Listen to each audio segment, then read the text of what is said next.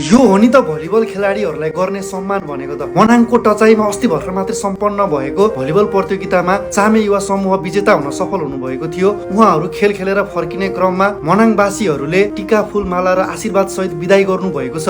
यो देखेर एकदमै धेरै खुसी लाग्यो। यो भने भलिबल खेलाडीहरूको लागि प्राउड मोमेन्ट रहेको छ। चामे युवा समूह यस प्रतियोगिताको विजेता पनि बन्न सफल हुनुभएको थियो। उहाँहरू खेल सकेर घर फर्किने क्रममा खेलाडीहरूलाई देखाउनु भएको माया देखेर धेरैजना नेपाली भलिबल समर्थकहरू खुसी हुनुहुन्छ। हाम्रो देशको भलिबल खेलाडीहरूलाई यतिको माया चाहिँ गर्नुपर्छ जस्तो लाग्छ है मलाई चाहिँ। कुनै कुनै ठाउँहरूमा मात्र यस्तो खालको सम्मानहरू देख्न पाइन्छ कि भलिबल खेलाडीहरूलाई। मनाङमा भलिबल खेलाडीहरूलाई तपाईँहरूले जुन किसिमको माया देखाइदिनु भयो, तपाईँहरूलाई पनि धेरै धेरै धन्यवाद। एकचोटि यो भिडियो पुरै हेर्नु है त।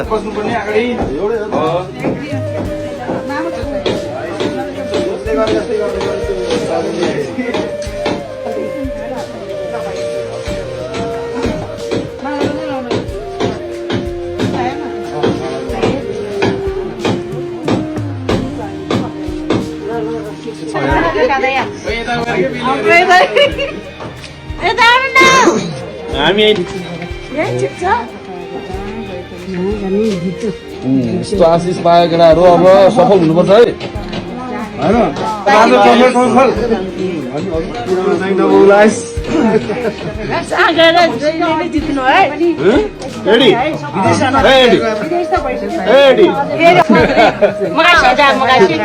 विजेता टिम चामे युवा समूहलाई धेरै धेरै बधाई छ। मनाङवासीले खेलाडीहरूलाई गर्नुभएको सम्मान देखेर कस्तो महसुस भयो त कमेन्ट गर्नु है त। भलिबल हाम्रो राष्ट्रिय खेल हो। भलिबल खेलाडीहरूलाई यसरी नै माया गरौँ। जय नेपाल, जय भलिबल।